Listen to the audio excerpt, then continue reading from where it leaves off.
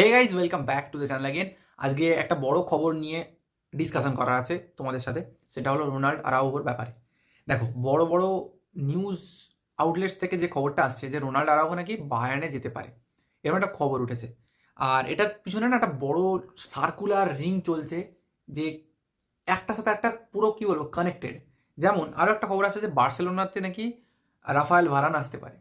এইসব খবরগুলো কতটা সত্যি কতটা মিথ্যে সেটাকে আমরা আজকে ভাঙার চেষ্টা করব। দেখো, রোনাল্ড আরাউহোর যদি আমরা কথা বলি, তো রোনাল্ড আরাউহো বেসিক্যালি একটা লা মাসিয়া প্রোডাক্ট আমরা বলতে পারি। কাইন্ড অফ বার্সেলোনা বিয়ের হয়ে খেলেছে, এখন ফার্স্ট টিমের হয়ে খেলে। আমাদের ক্যাপ্টেন, ও মানে ফার্স্ট ক্যাপ্টেন অবশ্যই নয়, বাট ও ক্যাপ্টেন, ফোর্থ ক্যাপ্টেন আমাদের, মানে ফোর্থ না থার্ড, থার্ড না ফোর্থ কিছু একটা হবে। রোনাল্ড আরাউহো থার্ড, আর ফ্র্যাঙ্কি ডিয়ং থার্ড, কেউ একটা হবে। তো ক্যাপ্টেন সে, এবার সে কিছুদিন আগে একটা এতে ইন্টারভিউতে ডাইরেক্ট বলেছিল যে যদি বায়ার্ন আমাকে কিনতে চায় তাহলে তারা কিনতে পারে অনলি ইন ফিফা। ঠিক আছে, তো এরকম একটা কথা বলেছিল। তো ওর মধ্যে আমরা যে ধরনের লাভ ফর বার্সেলোনা দেখেছি, বা যে ধরনের ও বেশি বার্সেলোনার প্রতি ডেডিকেটেড আমরা দেখেছি, তো সেটার ওপর চলতে চলতে দেখতে পাচ্ছি যে না, এটা সম্ভব কখনো নয়। কিন্তু আরও কিছু খবর আসছে যেগুলো কিছুটা এটাকে ভায়াবেল করে দিচ্ছে। তো প্রথমে আমরা যাবো বায়ার্নে। বায়ার্ন কেন চাইছে রোনাল্ড আরাউহোকে আনতে? দেখো, এই মুহূর্তে ওয়ার্ল্ডের আপকামিং যারা বেস্ট ডিফেন্ডার আসছে, কিছু কিছু নাম, তার মধ্যে Ronald Araujo, joules কুন্ডে, Matheus delete, Upamecano, কিমমিনজে, তারপরে ওদিকে যদি আমরা দেখি লিজান্দ্রো মার্টিনেজকে আমরা এই লিস্টে ফেলতে পারবো না। তারপর রুডিগার, এই ধরনের ডিফেন্ডারগুলো, এডা মিলিটাও, এরা হচ্ছে টপ লেভেল, মানে টপ নচ এখনের দিনে দাঁড়িয়ে বেস্ট ডিফেন্ডার। মানে যে সময় র্যামোস যেরকম লেভেলে ছিল সেরকম লেভেলে যাওয়ার ক্ষমতা এরা রাখে। তো বায়ার্নের কাছে কিন্তু তিনটে টপ ডিফেন্ডার আছে। কে কে? উপামেকানো, ডিলিট, আর হচ্ছে কিমিনজে। তো বেসিক্যালি ওরা খুবই stable in the defence, but there are some newses coming out কি আর্সেনাল ওদের জান প্রাণ লড়িয়ে দেবে ডিলিটকে কেনার জন্য এই সিজনে 80 থেকে 100 মিলিয়ন ফিজ দিয়ে। এটা হচ্ছে আর্সেনালের তরফ থেকে খবর এসেছে। মানে আর্সেনাল প্রচণ্ড বাজেভাবে ইন্টারেস্টেড ইন ডিলিট সাইন করার জন্য। এবার ডিলিটের যে পজিশনটা রাইট সেন্টার ব্যাক, ওইটাকে যদি ফাঁকা করে ফেলে বায়ার্ন মিউনিক, বায়ার্ন মিউনিক চাইবে যে ডিফেন্সটাকে যেন হালকা না করে, কারণ ওরা চ্যাম্পিয়ন্স লিগ কন্টেন্টার, সিম্পল কথা। চ্যাম্পিয়ন্স লিগে ওরা জেতার চেষ্টা করবেই।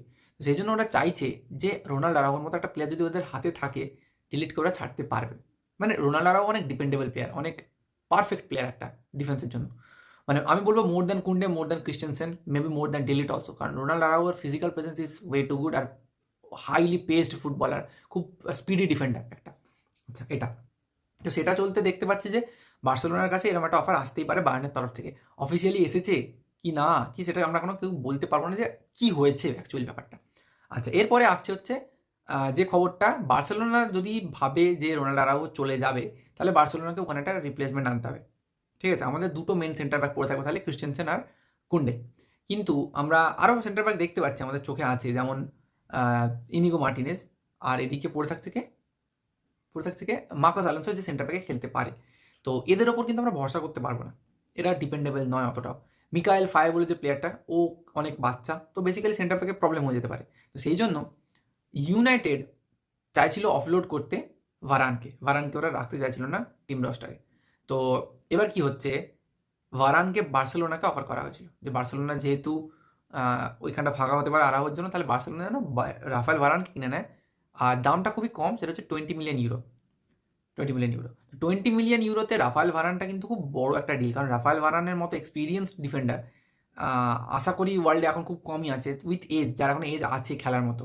আমি বলছি না যে থিয়াগো সিলভার মতো এজ হয়ে গেছে তার, তো এজ এখনও তো আছে, খেলার যোগ্য আছে যথেষ্ট।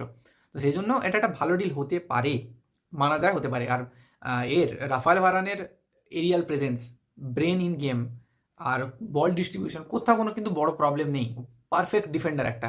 কিন্তু বার্সেলোনায় সে আসবে না, কারণ ওটা সম্ভব নয়। সে রিয়াল মাদ্রিদের টপ ডিফেন্ডার লিস্টের মধ্যে, মানে অল টাইম টপ ডিফেন্ডার লিস্টের মধ্যে একটা বড় নাম। আমরা যদি সার্জিও র্যামোস বলি, পেপে বলি, বা ক্যানেভারো বলি, তারপরেই কিন্তু আসবে রাফায়েল ভারানের নাম। তো এরকম একটা ডিফেন্ডার চ্যাম্পিয়ন্স লিগ বহুবার জিতেছে ওদের সাথে। তো সে যে বার্সেলোনায় আসবে এটা আমরা ভাবতেও পারি না, হয় না, সম্ভব নয়। তো বেসিক্যালি এটা হচ্ছে। আর সবশেষে এটাই বলবো যে রোনাল্ড আরাউহো বার্সেলোনা ছাড়ছে, গোয়িং টু বায়ার্ন, এটা আমি মনে করি পার্সোনাল লেভেলে আমার দিক থেকে মনে হয় না পসিবল। অ্যান্ড রোনাল্ড আরাউহোর দিক থেকে ওটা পসিবল হবে বলে আমার মনে হয় না, কারণ দ্যাট গাই লাভস বার্সেলোনা, মানে প্রচণ্ড বাজেভাবে ভক্ত সে, কাইন্ড অফ মেসি। ঠিক আছে, ওকে যদি ঘাট ধরে বের না করে দেওয়া কোনো যাবে না।